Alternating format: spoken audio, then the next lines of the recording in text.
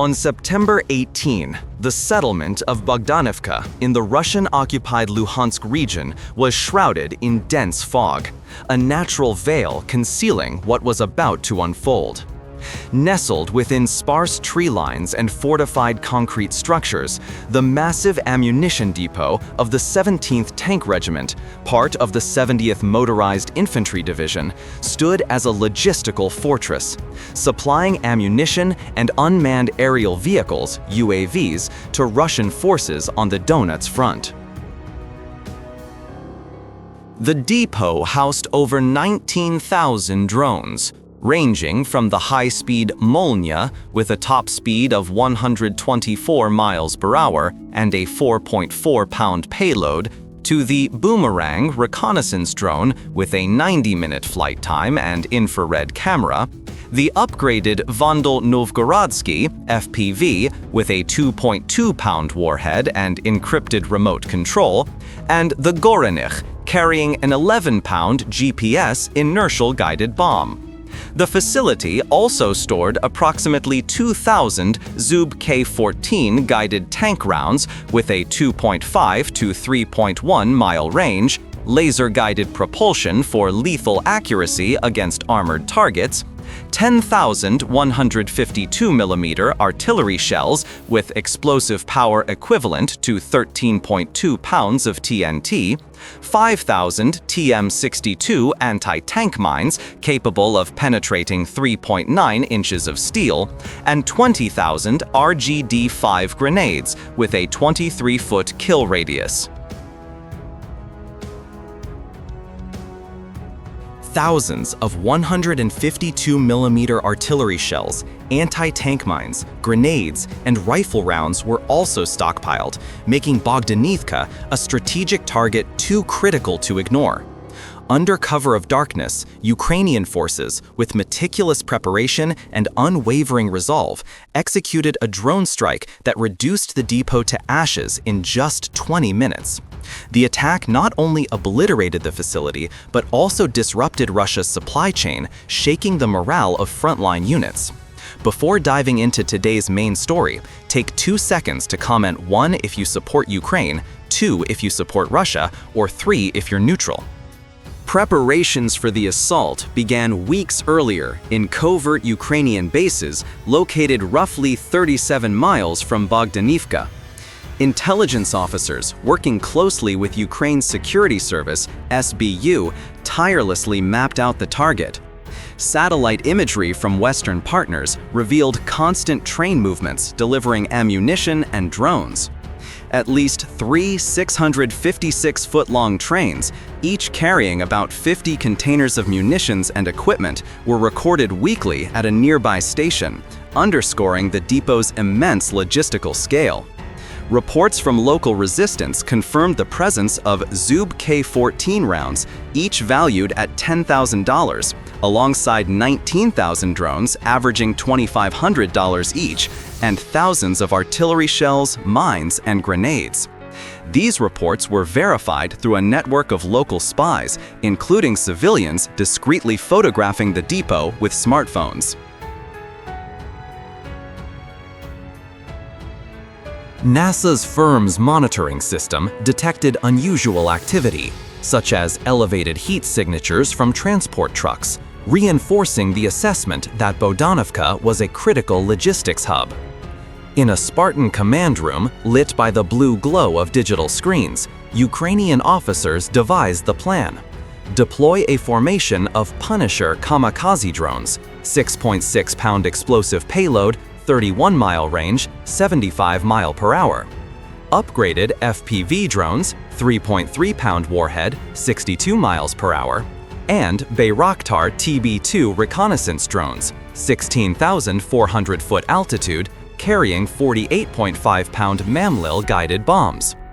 The plan leveraged 3D simulations of the depot, built from satellite and prior drone reconnaissance data, ensuring every angle of the target was thoroughly analyzed.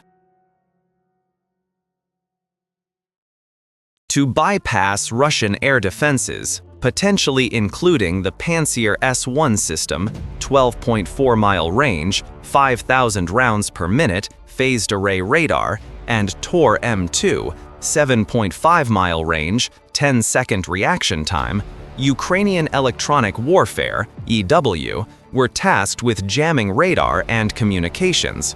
EW systems, including the Krasuka 4 with a 62-mile jamming radius, were deployed to blind Russian radar. The attack was scheduled for 4 a.m., leveraging thick fog to mask the drones and reduce the effectiveness of Russian optical sensors. On the eve of the attack, at a remote clearing surrounded by desolate wheat fields, Ukrainian technicians worked under dim flashlight beams, inspecting every detail of 25 Punisher drones and 15 FPV drones. Each Punisher carried a 6.6-pound high-explosive warhead, equivalent to 9.9 pounds of TNT, capable of breaching 19.7-inch concrete walls. The smaller FPV drones, armed with 3.3-pound anti-tank warheads, were controlled by pilots using virtual reality goggles. 3 Bayraktar TB2 drones, equipped with infrared cameras and beyond line-of-sight capabilities, were readied for surveillance and targeting.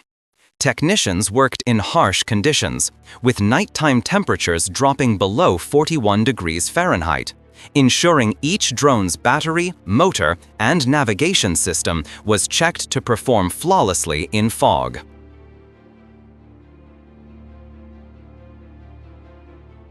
The drones were programmed to fly at low altitudes, below 328 feet, to evade Pantsir S-1 and Tor M2 radar.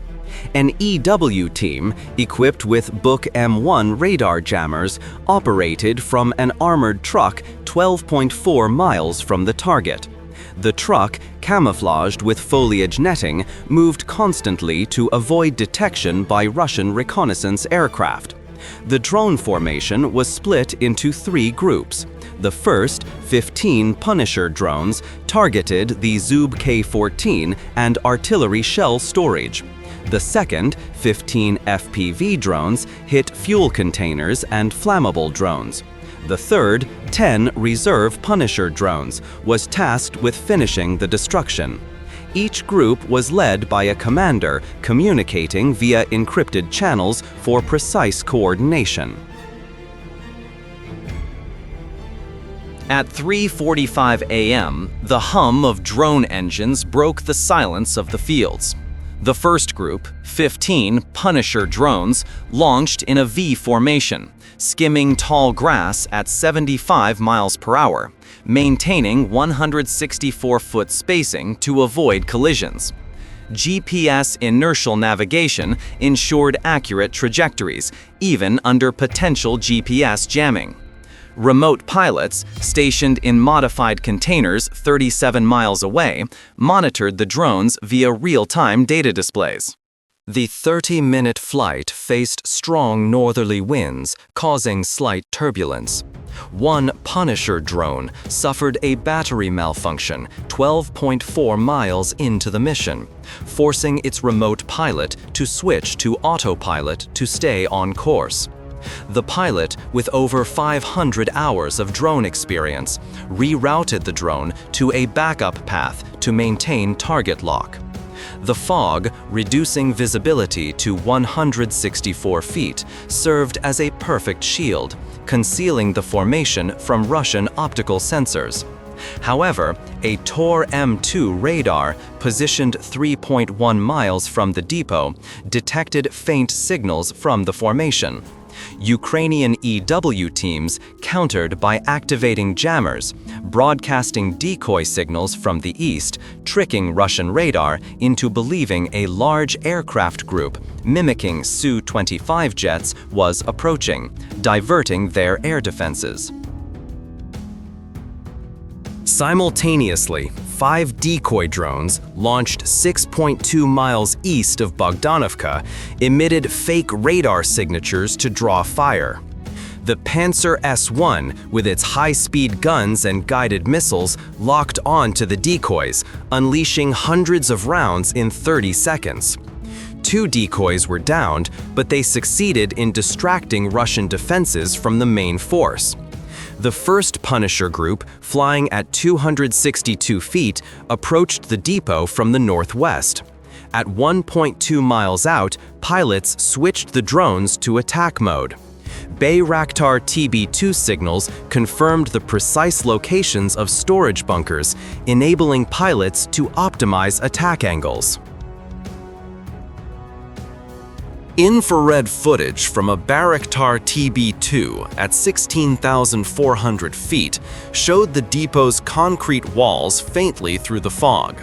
The lead Punisher drone dove at maximum speed, its 6.6-pound warhead slamming into the northern Zub-K-14 bunker. A massive explosion rocked the ground, a blinding flash piercing the fog, illuminating the night sky. The Zub-K-14 rounds, with volatile charges, triggered a chain reaction, sending a fireball dozens of feet high.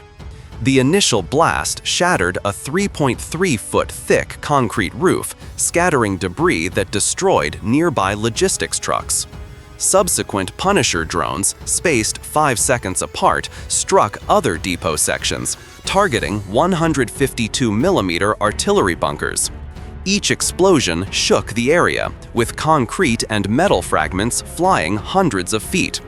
A 152mm artillery bunker's secondary explosion, with massive destructive power, rocked the ground within a 1.2-mile radius, obliterating a nearby auxiliary warehouse. The second group, 15 FPV drones, approached from the south at 164 feet to avoid radar. Strong crosswinds disrupted 3 drones' trajectories, requiring pilots to adjust constantly via VR goggles. One FPV drone lost video feed 0.6 miles from the target, but its inertial navigation kept it on course. Nearing the depot, FPV pilots targeted fuel containers and Molnia and Boomerang drone storage. Trained for hundreds of hours, the pilots maneuvered with sniper-like precision, hitting highly flammable targets within a few feet.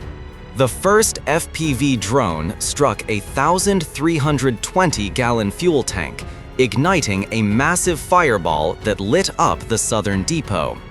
The Vandal Novgorodsky and Goranich drones, with flammable lithium-ion batteries, began exploding, triggering a cascading firestorm. Flames spread rapidly to adjacent fuel tanks, forming a 66-foot-high wall of fire that melted metal drone containers. FPV pilots, with pinpoint accuracy, targeted small objectives like battery stacks or grenade piles, amplifying the destruction. One FPV drone was shot down by a Tor M2 984 feet from the target, but the remaining 14 completed their mission, turning the southern depot into a sea of flames. Thick black smoke rose, visible from 6.2 miles away, blanketing the sky. Russia's advanced air defenses proved ineffective against Ukraine's tactics. The Pantsir S-1, with rapid scanning radar and high-speed guns, struggled to lock targets, hampered by fog-reducing optical sensor efficiency. Decoy drones continued drawing fire, causing Russia to expend thousands of anti-aircraft rounds, downing only 3 Punisher drones and 1 FPV. Designed for larger aircraft, Russian defenses couldn't effectively counter Ukraine's small, fast drones. EW jammers, operating from an armored truck, disrupted Russian air defense communications, preventing timely coordination. A Tor M2 near the depot detected the FPV group, but downed only 1 more drone before being overwhelmed by the formation's speed and numbers. Russian troops, unprepared for the sudden attack, descended into chaos as explosions erupted. Many attempted to flee, but chain reactions and dense smoke made evacuation chaotic, increasing personnel losses. As chain explosions spread, Bayraktar TB2 drones relayed real-time footage to the Ukrainian command 37 miles away. Images showed the central and southern depot sections completely destroyed, but an eastern corner housing anti-tank mines and grenades remained intact. The third group, 10 reserve Punisher drones, was immediately deployed. Approaching from the north at 75 miles per hour, they targeted steel-reinforced bunkers. The final Punisher struck an anti-tank mine bunker, triggering a massive explosion that collapsed the remaining structure. As the blast subsided, Bohdanivka was engulfed in black smoke and flames, with debris scattered everywhere. Shrapnel from containers and concrete left a war-torn landscape, with craters several feet deep.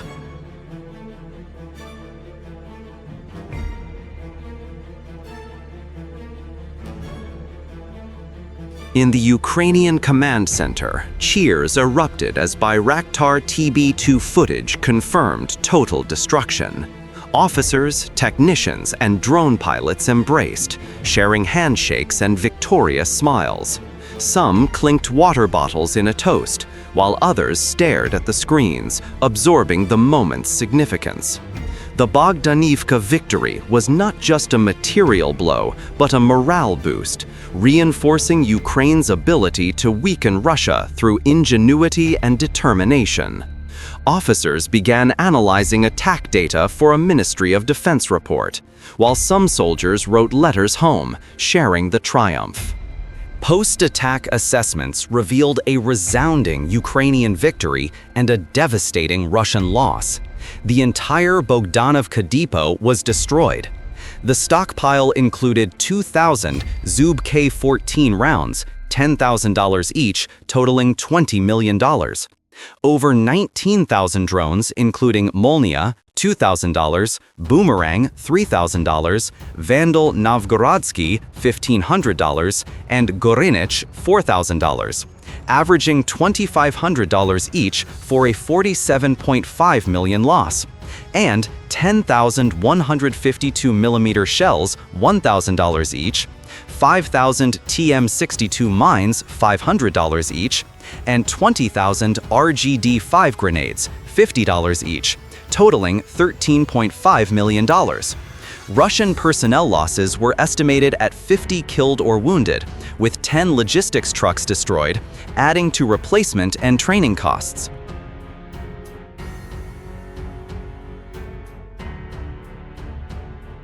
The depot's infrastructure, including concrete structures, trucks, and storage equipment, was valued at $5 million. Russia's total loss reached $86 million, excluding strategic impacts like disrupted Donetsk front supplies, halting offensive operations for weeks. Russia was forced to divert resources from other fronts like Kharkiv and Zaporizhia, weakening those positions. Ukraine's costs included 25 Punisher drones, $10,000 each, $250,000 total, 15 FPV drones, $500 each, $7,500, 3 Bayraktar TB2 operations, $50,000, and EW equipment, $100,000, totaling $407,500, just 0.47% of Russia's loss. Additional personnel and logistics costs, estimated at $50,000, remained minimal compared to the damage inflicted.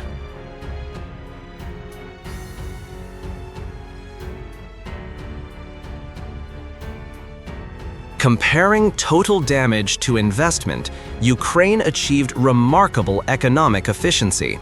With a $407,500 investment, Ukraine inflicted $86 million in damage, a 1-to-211 ratio. Each dollar spent cost $211 in Russian losses. Russia not only lost the depot, but faced strategic setbacks, with replacement and redeployment costs potentially doubling the initial loss to over $150 million, including transport and new troop deployments. This disparity highlights Ukraine's effective use of low-cost technology, precise intelligence, and innovative strategy in an asymmetric strike. The Bohdanivka operation had far-reaching impacts. Destroying over 19,000 drones severely weakened Russia's reconnaissance and attack capabilities, particularly in Donetsk, where drones support firepower. The loss of Zub K-14 rounds limited Russia's ability to counter Ukrainian armored units, especially in open terrain. The victory bolstered Ukraine's reputation as an innovative military force, leveraging affordable technology for outsized impact. However, it poses challenges. Russia may reinforce defenses or retaliate, requiring Ukraine to innovate further. Ukrainian analysts predict Russia could deploy S-400 systems or increase Su-35 patrols, forcing Ukraine to develop stealth drones or enhance nighttime attacks. Still, the flames of Bohdanivka stand as a symbol of Ukraine's resilience and ingenuity in defending its homeland. Comment 1 if you support Ukraine, 2 if you support Russia, or 3 if you're neutral.